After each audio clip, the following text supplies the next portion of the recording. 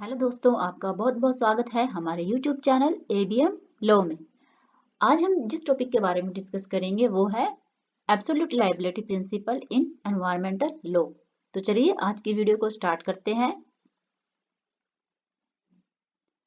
Meaning यानी कि जो एब्सोल्यूट लायबिलिटी है वो क्या है, उसका अर्थ क्या है। Absolute liability is equal to complete and unlimited liability for harm caused. Absolute liability वो है जिसमें कि कोई भी अगर नुकसान हुआ है तो वह उसके लिए पूरी तरह से जिम्मेदार है और असीमित रूप से उसके लिए जिम्मेदार है। If an industry engaged in hazardous or dangerous activity, it is fully responsible for any damage caused, no excuse allowed। अगर कोई भी इंडस्ट्री किसी भी खतरनाक एक्टिविटी में इंक्लूड है, अंगेज है, तो वह उस चीज के लिए पूरी तरह से रिस्पॉन्सिबल है, चाहे उसके लिए वो कोई भी एक्सक्यूज अलाउड नहीं किया जाएगा। Even if the industry followed all safety rules, it must pay compensation। यदि जो इंडस्ट्री है उसने सारी तरह के सेफ्टी रूल्स भी फॉलो किए हैं, तब भी उसे कंपनसेशन तो पे करना ही होगा। ओरिजिन, इसके ओरिजिन की बात करते हैं कि ये कहाँ से आया है। जो एब्सोल्यूट लायबिलिटी का जो कंसेप्ट है, कब आया ये, क्यों आया ये। Developed by the supreme court of India in MC Mehta versus union of India. ये एक केस है, तब इसकी उत्पत्ति हुई। ओलियम गैस लीक केस 1986 में इसकी उत्पत्ति हुई। Created because old English rule of strict liability was too weak for Indian industrial conditions. इससे पहले भी जो अंग्रेजों के टाइम पे रूल बनाया गया था उसको कहा गया था स्ट्रिक्ट लायबिलिटी। तो ये काफी वीक था, ये जो हमारी इंडस्ट्रियल कंडीशन थी, इंडियन इंडस्ट्रियल कंडीशन थी, उसके हिसाब से जो ये स्ट्रिक्ट लायबिलिटी वाला रूल था ये काफी वीक था। इसलिए जो कोर्ट है, हमारा सुप्रीम कोर्ट है, उसने जो ये नया फिर रूल बनाया जो कि था एब्सोल्यूट लायबिलिटी का। Why this principle was needed, इस प्रिंसिपल की जरूरत क्यों महसूस हुई, क्यों इस प्रिंसिपल को बनाया गया।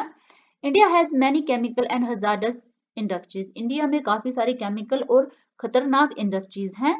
Strict liability from 1868 was outdated, जो कि अंग्रेजों के टाइम पे रूल बनाया गया था, 1868 में बनाया गया था वो स्ट्रिक्ट लायबिलिटी का, तो वो काफी पुराना रूल था।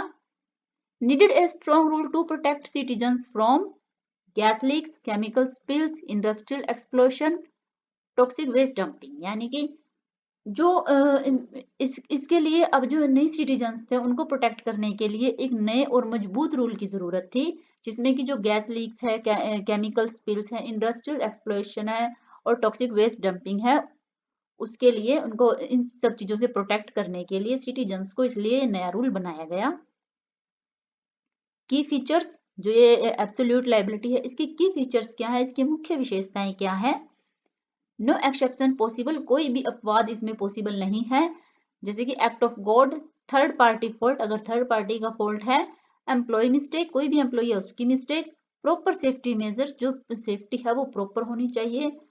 These excuses are not accepted, जो ये एक्सक्यूजेज हैं इन्हें एक्सेप्ट नहीं किया जाएगा।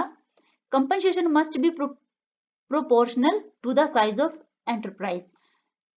इसका मतलब है कि जितनी बड़ी कंपनी है उसको कंपनसेशन भी उतना ही देना होगा।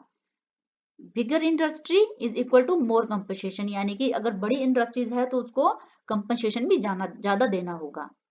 पर्पस क्या था इसको, protect people from industrial hazardous, यानी कि जो हमारे लोग हैं उनको बचाना था, जो भी इंडस्ट्रियल खतरनाक चीजें हैं, खतरनाक इंडस्ट्रीज हैं, उनसे बचाने के लिए इस रूल को, इस लॉ को बनाया गया था।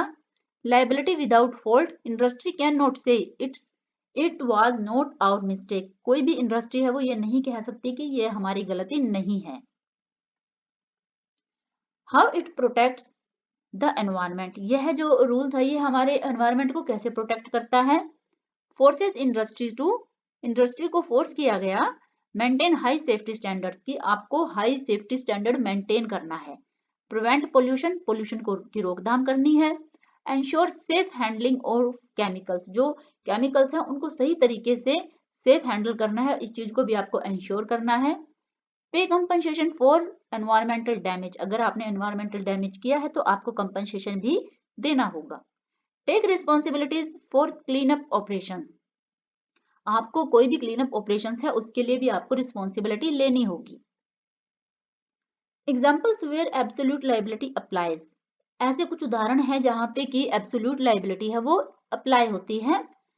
केमिकल फैक्ट्रीज में, जितनी भी प्रकार की केमिकल फैक्ट्रीज हैं वहां पर, पेट्रोलियम रिफाइनरीज में, गैस प्लांट्स में, न्यूक्लियर प्लांट्स में, pesticides industries, toxic waste treatment facilities और explosives manufacturing units. Important case, ये एक केस है जो 1986 का केस है, ये ओलियम गैस लीक केस है। ये केस था Shriram food fertiliser Delhi release toxic oleum gas.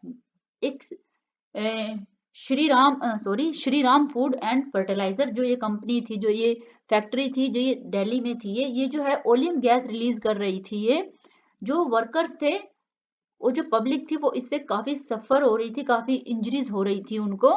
Supreme Court created absolute liability to hold the industry responsible, जो सुप्रीम कोर्ट है उसने यहाँ से की जो एब्सोल्यूट लायबिलिटी थी, यहाँ से इसकी उत्पत्ति हुई, यहाँ से ये बनी कि जो कोर्ट थी उसने कहा कि एब्सोल्यूट लायबिलिटी है, आपको पूरी तरह से जिम्मेदारी लेनी होगी इस इंडस्ट्री को कि इन्होंने नुकसान किया है।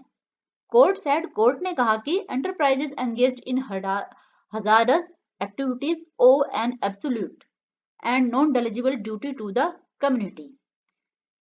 कोर्ट ने कहा कि कोई भी जो ये एंटरप्राइजेस थी जो ये श्रीराम फूड एंड फर्टिलाइजर की कोई भी ऐसी खतरनाक एक्टिविटी में अगर आप एंगेज्ड हैं तो ये आपकी पूरी तरह से जिम्मेदारी बनती है किसी भी समुदाय के लिए कि आप उसकी रिस्पॉन्सिबिलिटी ले।